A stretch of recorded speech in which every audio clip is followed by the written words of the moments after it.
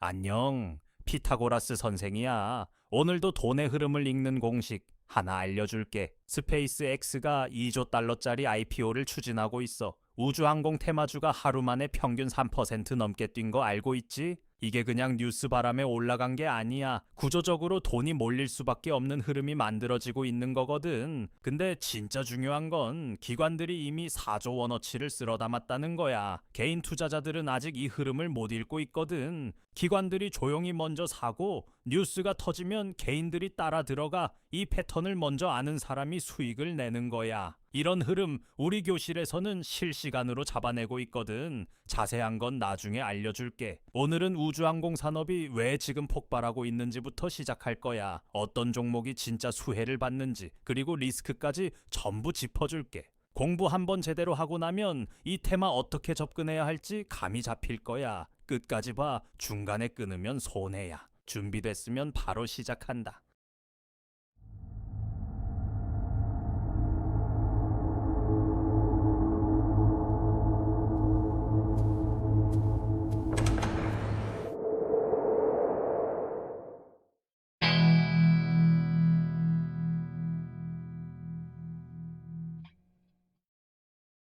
자, 1교시 시작할게. 우주항공 산업이 왜 지금 터지고 있는지 핵심부터 알려줄 테니까 잘 따라와. 주식시장에서 테마가 터지려면 두 가지가 맞아야 해. 돈이 흘러들 구조, 그리고 그 구조를 당기는 촉매야. 지금 우주항공 테마는 그 두 가지가 동시에 맞아떨어지고 있어. 이게 왜 지금인지를 이해하면 앞으로 어떻게 움직일지도 보이거든.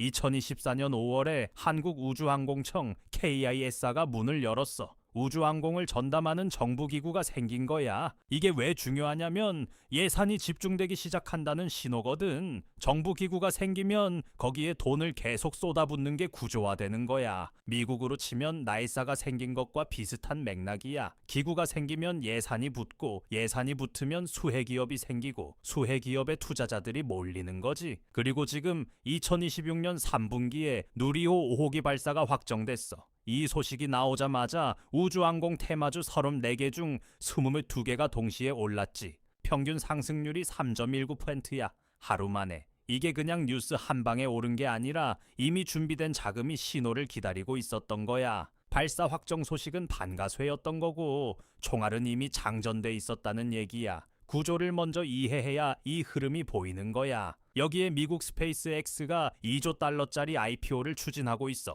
한국만 아니라 전 세계가 동시에 우주에 돈을 쏟아붓고 있는 거야. 2조 달러가 얼마냐면 우리나라 GDP 전체를 넘는 금액이야. 그 정도 규모의 기업이 상장을 추진한다는 건 우주 산업 자체가 돈이 된다는 공식 선언이야. 나사의 아르테미스 달 탐사 프로그램도 가속화되고 있어. 미국이 우주에 본격적으로 판을 벌리면 한국 우주기술 기업들도 같이 주목받는 구조가 되는 거야. 그런데 더 놀라운 게 있어. 3월 셋째 주에 기관 투자자들이 반도체, 방산, 우주항공에 4조 원을 한꺼번에 쏟아부었거든. 기관이 한 주 안에 4조 원을 쓴다는 게 얼마나 비범한 일인지 알아야 해. 개인 투자자들이 한 달 동안 사는 규모를 기관은 일주일에 해치운 거야. 이건 우연이 아니야. 기관들은 철저한 분석과 정보를 바탕으로 움직이거든.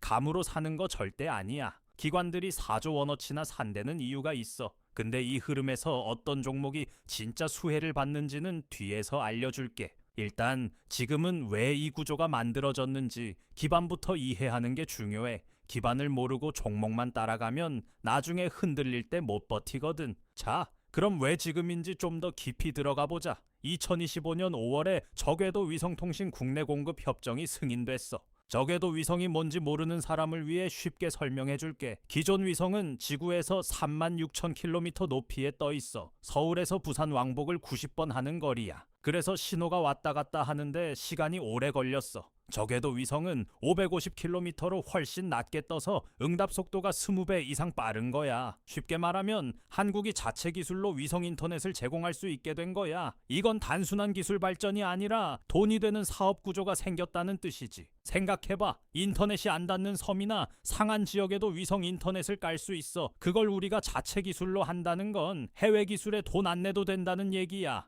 이 사업 구조가 생기면 관련 기업들한테 꾸준한 매출이 생겨 테마주처럼 한 방에 끝나는 게 아니라 중장기적으로 돈이 계속 돌아오는 구조야. 자, 2교시 들어간다. 이제 진짜 핵심이야. 어떤 종목이 이 흐름의 수혜를 받는지 뜯어볼 거야. 수혜주를 고를 때 중요한 기준이 있어. 직접 수혜주냐, 간접 수혜주냐를 먼저 나눠야 해. 직접 수혜주는 발사나 위성에 부품을 공급하는 기업들이야. 간접 수혜주는 그 생태계 주변에서 돈이 흘러드는 소재, 인프라, 통신 기업들이지. 둘 다 알아야 해. 직접 수혜주만 쫓으면 과열됐을 때 물릴 수 있어. 간접 수혜주를 섞으면 리스크를 분산하면서 수익 기회는 넓힐 수 있거든.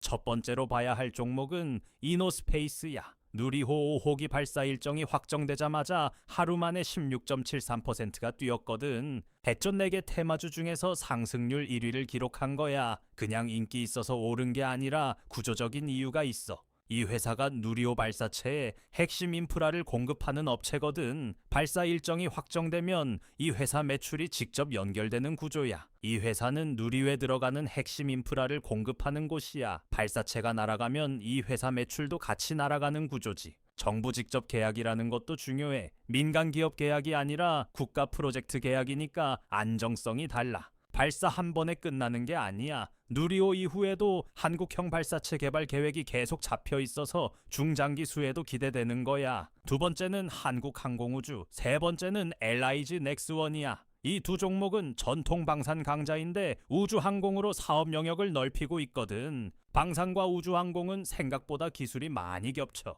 미사일 추진 기술, 정밀 유도 기술, 고강도 소재 기술이 전부 겹치거든. 그래서 방산 기업들이 우주항공으로 전환하는데 시간이 짧게 걸려. 이미 기반 기술을 갖고 있으니까 신규 기업보다 훨씬 빠르게 수혜를 받을 수 있는 거야. 한국항공우주는 우주항공 테마 34개 종목에 당당히 이름을 올리고 있고, LIG 넥스원은 방위산업 기반으로 우주항공 관련 수주가 기대되는 종목이야. 한국항공우주는 이미 국산 훈련기를 수출한 경험이 있어 이 기술력이 우주항공으로 이어지면 수혜 강도도 높아지는 거야. LIG 넥스원은 방산 수출 규모가 매년 성장하고 있거든. 정부 예산이 우주 방향으로 편중되면 이 회사 수주 파이프라인이 더 굵어지는 거야. 자, 여기서 간접 수혜주도 짚어볼게. 적에도 위성통신 공급 협정이 승인되면서 통신 인프라 관련 기업들이 수혜를 받아. 위성 인터넷이 상용화되려면 지상 장비가 필요해. 수신 안테나, 기지국 장비, 데이터 처리 인프라, 이 모든 걸 만드는 기업들이 수혜를 받는 거야. 이런 기업들은 발사 성공 여부와 무관하게 수혜가 연결돼.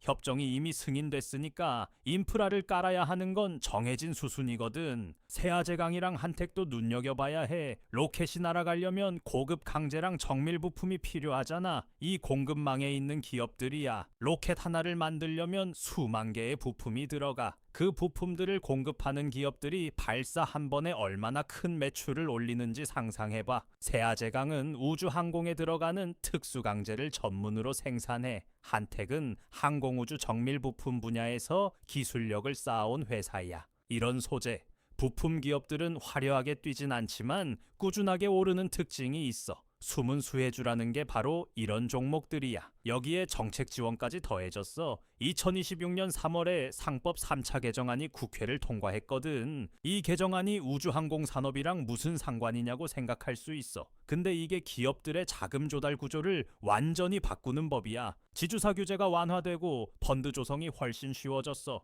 우주항공 기업에 돈을 쏟아부을 투자 경로가 더 많이 생긴 거야. 이게 무슨 뜻이냐면 우주항공 관련 기업들 사이에서 합병이나 인수가 훨씬 쉬워졌다는 거야. 중소우주항공 업체들도 자금을 끌어모을 수 있는 길이 넓어진 거지. 자금이 흐르는 곳에 기회가 있어. 규제가 풀리면 그 산업에 돈이 몰리는 건 역사적으로 항상 반복된 패턴이야. 이 개정안은 우주항공 산업만을 위한 법이 아니지만 결과적으로 이 산업에 자금이 쏠리는 구조를 만들었어. 정책이 방향을 바꿨을 때 그 방향에 올라탄 사람이 수익을 낸다는 걸 기억해. 자, 마지막 교시야. 아까 말한 수혜 종목 정리 그리고 리스크까지 전부 짚어줄 테니까 집중해. 수익을 내려면 종목을 아는 것만으로는 부족해. 언제 들어가고 얼마나 담고 어떤 신호가 오면 빠질지를 알아야 진짜 실전이야. 이 교시에서는 그걸 다 알려줄 거야. 리스크를 알아야 흔들릴 때 버티고 기회를 잡을 때 제대로 들어갈 수 있거든.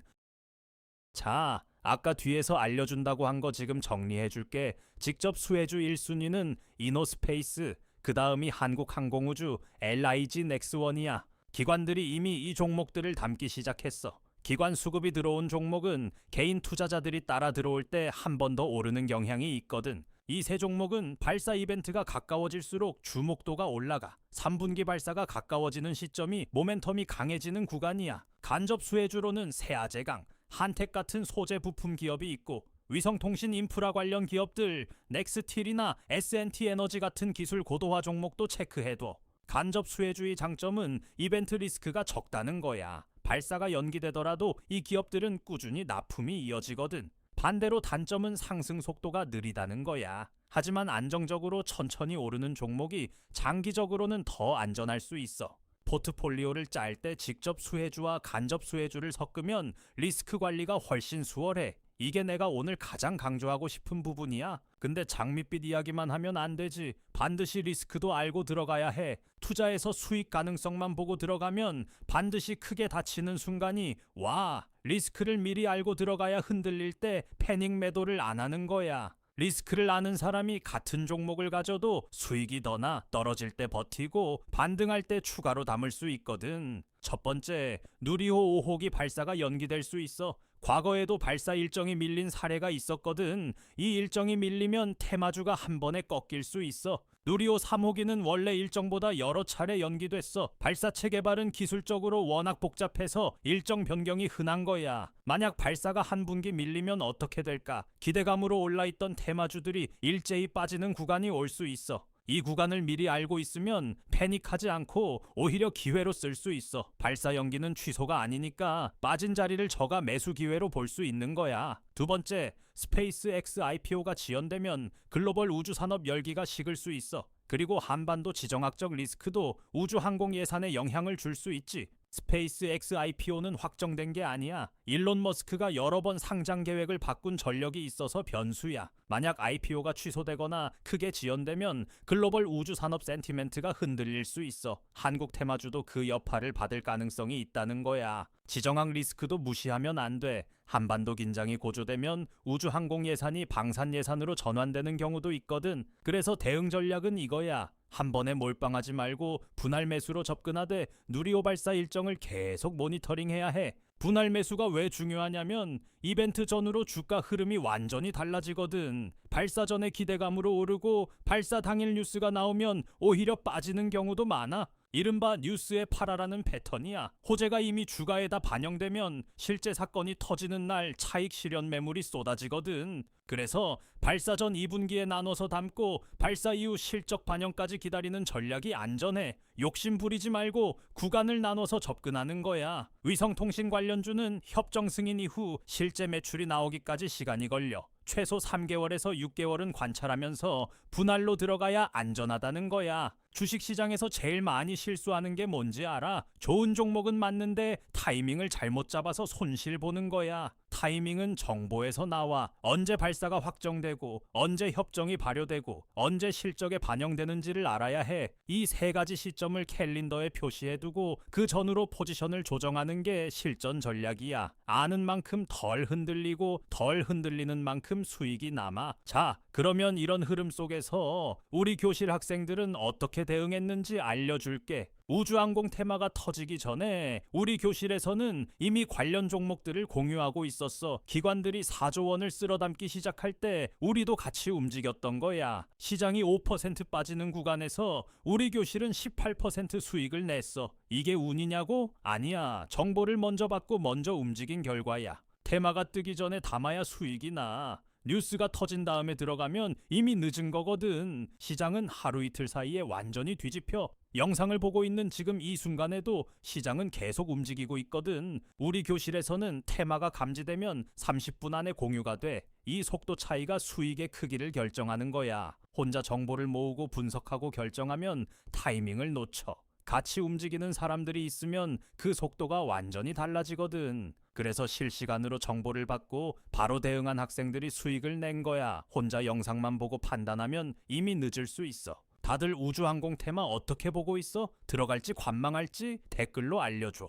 이 영상 하나로 전부 알려줬지만 시장은 매일 새로운 정보가 나와 누리호 발사 일정, 스페이스X 관련 뉴스, 기관 수급 변화 이 모든 걸 매일 따라가야 해. 실시간으로 분석받고 싶으면 우리 교실에 들어와. 선착순이고 무료니까 부담 없어. 들어오는 방법은 아래 화면에서 확인해. 잘 보고 들어와. 안녕하세요. 선생님 제자 김한나예요. 지금부터 교실 입장하는 방법을 차근차근 알려드릴게요. 자, 고정 댓글을 보시면 이 링크를 눌러주세요. 그 다음 입장하기 버튼을 눌러주세요. 그럼 교실 입장 전에 간단하게 선생님이 질문을 하실 거예요. 이렇게 밑에 입력창이 있으니 차근차근 대답해 주시면 돼요. 이제 마지막 질문까지 끝났다면 여기 체크 버튼 눌러주시고 제출을 누르시게 되면 신청이 완료됐네요. 간단하고 쉽죠? 교실이 정원이 정해져 있어서 신청하신 순서대로 입장을 도와드리는 연락을 순차적으로 드리고 있으니 연락 놓치지 마세요. 감사합니다.